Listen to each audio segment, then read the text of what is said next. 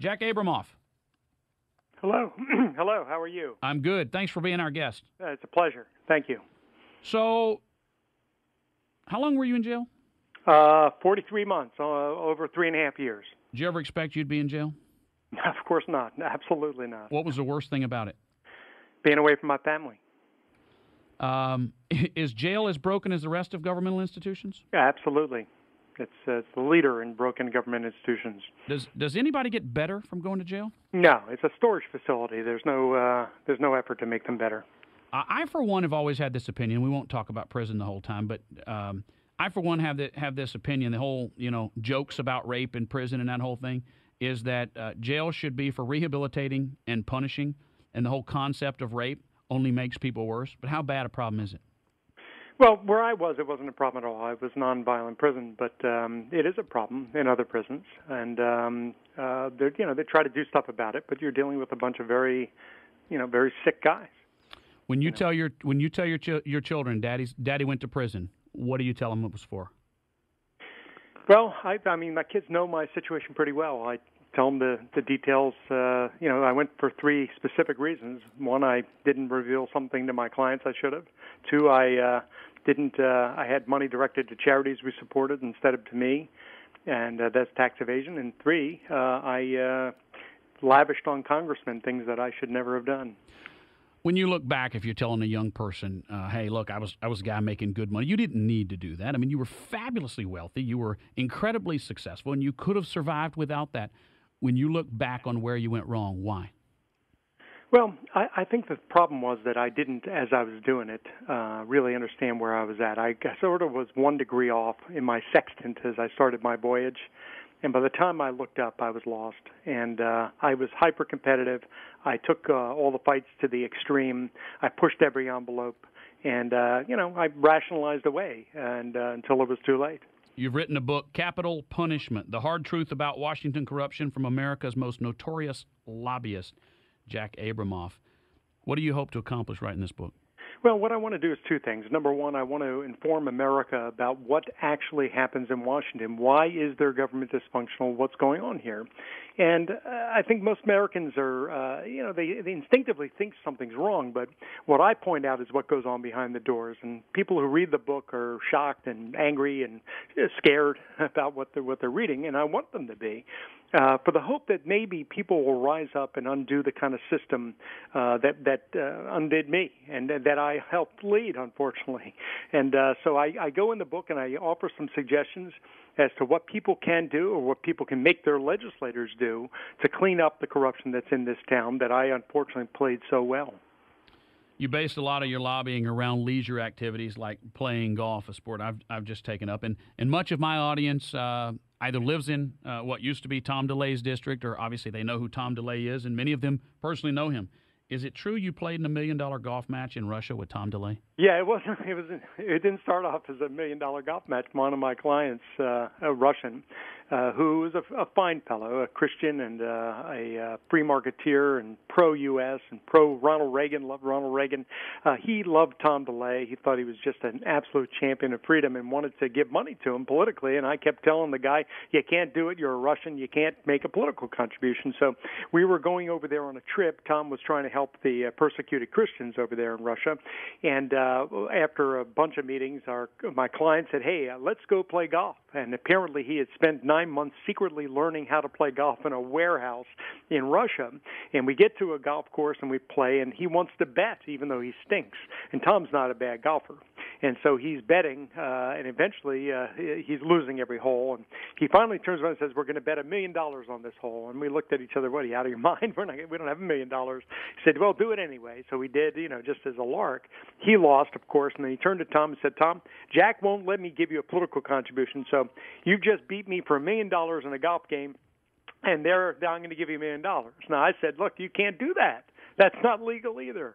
And so, unfortunately, the poor guy wound up not being able to pay off the $1 million loss. He just wound up eventually contributing it to a foundation and things like that. But so that was our $1 million golf bet in Russia. Was Tom DeLay a crook? I don't think so, no. How would you describe Tom DeLay? I consider Tom DeLay an honorable, decent human being. I consider him to be a passionate religious Christian. I consider him to be a absolute conservative and somebody who walks the walk and just doesn't talk it. As you probably know, he raises foster kids in his own home, and he never got involved in, kind of the hanky-panky that a lot of these fellows do in Washington, and I consider him to be a fine man.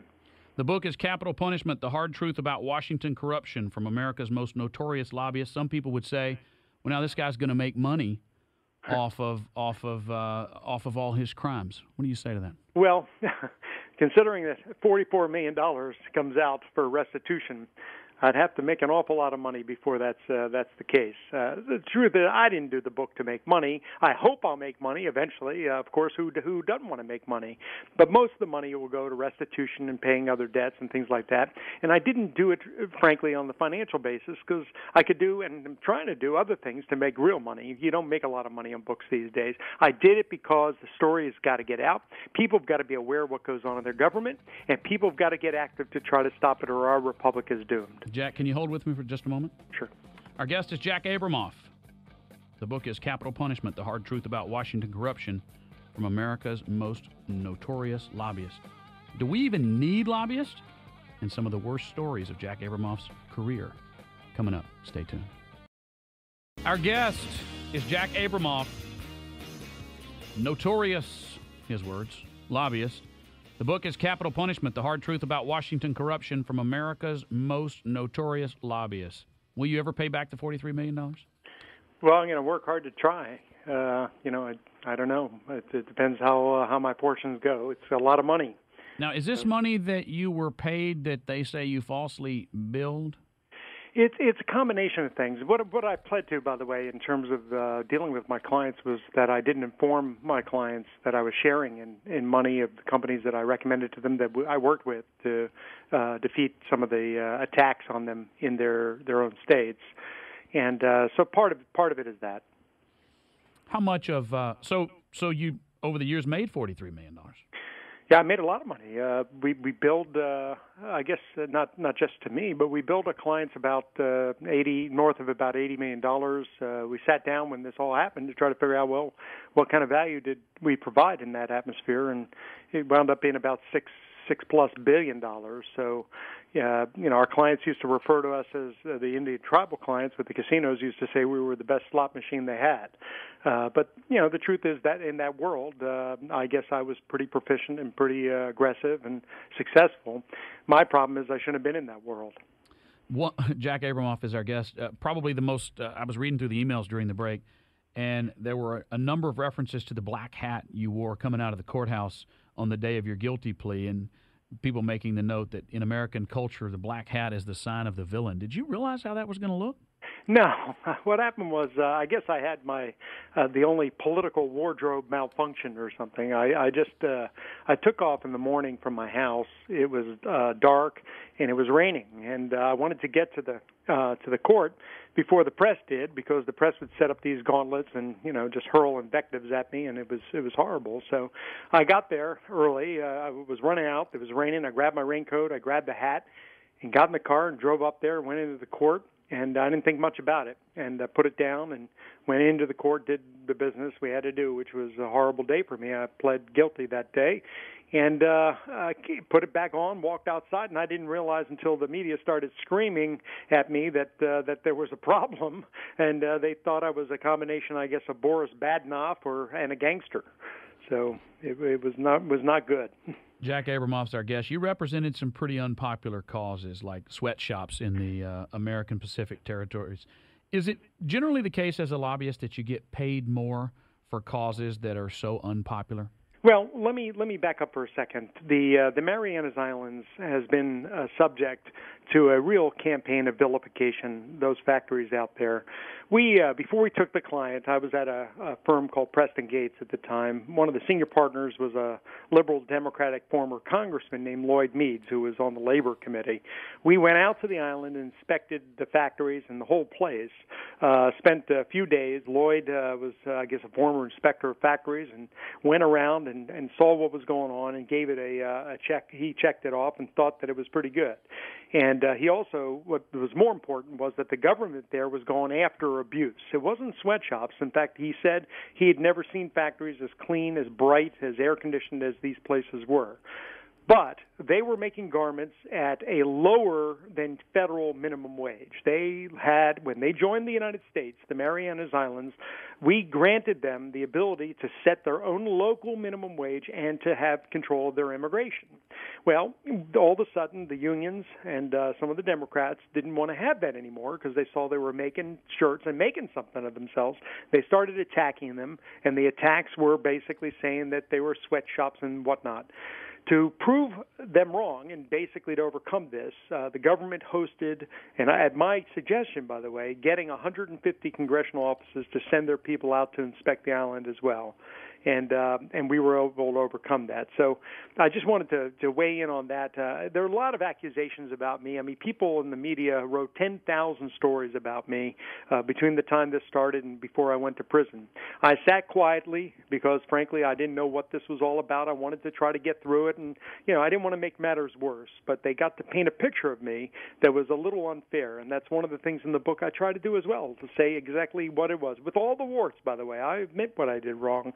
And I wasn't perfect, but I try to paint that in the book. The book is Capital Punishment: The Hard Truth About Washington Corruption from America's Most Notorious Lobbyist, Jack Abramoff. When you look back, well, I tell you what, paint the picture for us, if you would. Take a couple of minutes and explain the most, if you want to call it corrupt, or the most inappropriate, if the public saw what you and obviously others were doing. How does that process work? I mean, how open and brazen is it? Well, I think it's a good question, and I think people have got to keep in mind the following. The problem is not where people break the law. I pushed the envelope, and I went over the line. I did break the law. I lost sight of where the line in the sand, even though these are murky lines in the sand, by the way, in this business, where I lost sight of where that is, and I went over it. The problem isn't that. There aren't a lot of Jack Abramoffs or people who are pushing that far. The problem is what's legal in Washington, and the process basically is such as follows. If you're a lobbyist, you know some congressmen, you know some staff, you probably know a lot of them. You probably worked on Capitol Hill, which is one of the things I get to in my book that has to be stopped. You've come off Capitol Hill, you cashed in your public service, and you're now a lobbyist. Now, you've got friends over there, and you're going to wine them and dine them and take them to ball games and play golf with them and travel with them, and you spend a lot of face time with them, and that's called access. That's the first important thing for a lobbyist, access, because if you can't get to the decision maker, it doesn't matter what your argument is. That going beyond the access basically is the lobbyist has to convince a legislator to do something. So sometimes the lobbyist convinces them by raising a lot of money and just say, hey, hold your nose and just do it. A lot of times the lobbyists, and we often would do this, we give them the compelling reasons why philosophically and politically it would be something okay for them to do if it wasn't related to their district. But the access is everything, and that's what the average citizen doesn't have, and that's what the lobbyist does have. Who was the most ethical member of Congress that you ever dealt with? And under no circumstances would they change from the most principled position. It's hard to think of the most ethical. There are guys. I can think of Dana Rohrabacher in California. He wouldn't, under any circumstances, do something he didn't believe in. But there are a lot of guys like that. That isn't necessarily the problem. That people are switching their positions they hold dear and things like that. Because the truth is lobbyists are able to couch issues, and others, by the way, all the special interests are able to couch their issues in ways that they seem like the legislator should support them.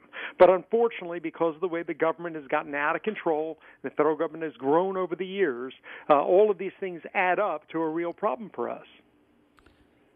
There have been, over the last couple of years, a number of congressional investigations by Democrats and now Republicans of members of the Black Congressional Caucus. Did you find members of the Black Congressional Caucus to be more corrupt than the other members? No, I really didn't. I didn't have a lot of dealings, with the Black Caucus. I was a Republican, and I only really dealt with Republicans. I had people work for me who did, but frankly, I don't remember anything more or less in terms of the Black Caucus or any of the other caucuses. Unfortunately, the problem is so pervasive that the question is who isn't doing this kind of thing.